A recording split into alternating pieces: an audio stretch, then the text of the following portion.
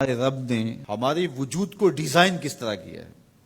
ہم جب کھانے لگتے ہیں تو سب سے پہلے ہم اس کھانے کو دیکھتے ہیں، اس کے اوپر کوئی نجاست تو نہیں لگی، کوئی غلاظت تو نہیں لگی، پہلے آنکھ اس کو چیک کرتی ہے، اس کے بعد پھر ہاتھ سے ہم لقمہ توڑتے ہیں یا اس چیز کو اٹھاتے ہیں تو ہمارا ہاتھ دیکھتا ہے کہ اس کے اوپر کوئی ایسی سختی تو نہیں ہے کہ جو ہمارے لیے تکلیف کا سبب ہو۔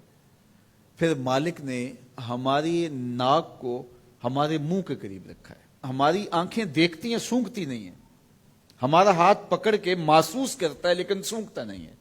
اب اس چیز کو ہم اپنے منہ کے قریب لانے لگے تو سب سے پہلے جو ہے وہ اس کو اس سینسر سے گزارا گیا کہ اس کے اندر کوئی معمولی سمیل بھی ہوئی تو یہیں سے چھوڑ دیں گے۔ لائے تھے ہم حلال رزق سے، لیکن پھر بھی ہم نے اس کو آنکھ سے چیک کیا، پھر ہاتھ نے چھوا، پھر سونگا، اس کے بعد پھر اب ہم زبان پہ رکھیں گے۔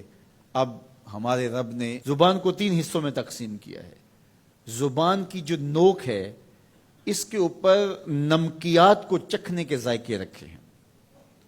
زبان کا درمیانہ حصہ جو ہے یہ مٹھاس کا احساس کرتا ہے، اور حلق کے قریب جو حصہ ہے یہ کڑواہٹ کا احساس کرتا ہے۔ تو اب اس کو زبان پر رکھ کے چکھا کہ یہ بد ذائقہ تو نہیں ہے، اب زبان نے بھی کہہ دیا کہ اس کا ذائقہ بھی ٹھیک ہے۔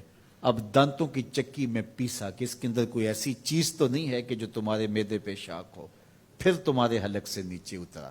وہ رب نہیں چاہتا تمہارے حلق میں ایک لقمہ بھی ایسا جائے جس میں ذائقہ نہ ہو، جس کے اندر بدبو ہو، جس میں تعفن ہو، جس پر کوئی غلاظت ہو اور جو ناپسندیدہ ہو۔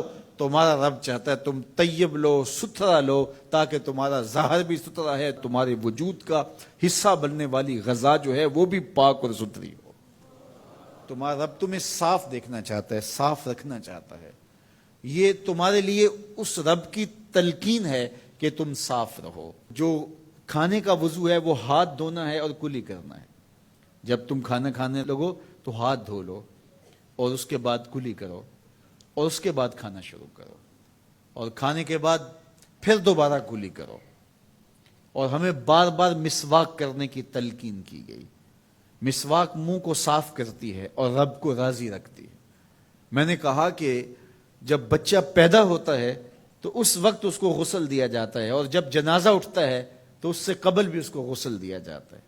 غسل سے کہانی شروع ہو کے غسل پہ ختم ہوتی ہے، اور ادھر صفائی اور ستھرائی کی کہانی یہ ہے کہ جب تک بچہ اپنے دانت صاف کرنے کی اہلیت نہیں رکھتا اتنی دیر تک دانت ہی نہیں اگتے، اس لیے کہ اب یہ صاف نہیں کر پاتا، اور جب وہ صاف کر پائے گا تو پھر دانت اگنا شروع ہوں گے، اور پھر ان دانتوں کو ہر لحاظ سے صاف رکھے، ان کو ستھرا رکھے۔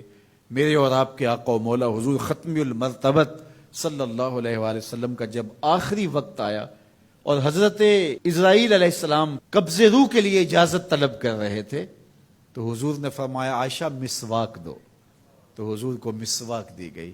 نکاحت تھی، کمزوری تھی، اور مسواک سخت تھی، تو حضور نے ارشاد فرمایا عائشہ اس کو چبا کے دو۔ تو ام المومنین سیدہ عائشہ رضی اللہ تعالیٰ عنہ فرماتی ہیں میں خوش قسمت ہوں کہ آخری لمحات میں میرا لعاب اور حضور کا لعاب مل گیا۔ تو انہوں نے چبا کے نرم کر کے حضور کو مسواک دی، اور حضور نے اس آخری وقت میں جب انتہائی نکاحت اور کمزوری تھی مسواک کی کہ میں اپنے رب کے حضور حاضر ہو رہا ہوں۔ تو ہمارے دین نے ہمیں یہ تلقین کی ہے کہ تم اپنے آپ کو بھی صاف رکھو، اپنے وجود کو بھی صاف رکھو، اپنے بالوں کو بھی صاف رکھو، اپنے لباس کو بھی صاف رکھو، لیکن پھر اس پہ اکتفا نہیں ہے، جہاں تم رہتے ہو اس جگہ کو بھی تم صاف رکھو، اپنے اطراف کے ماحول کو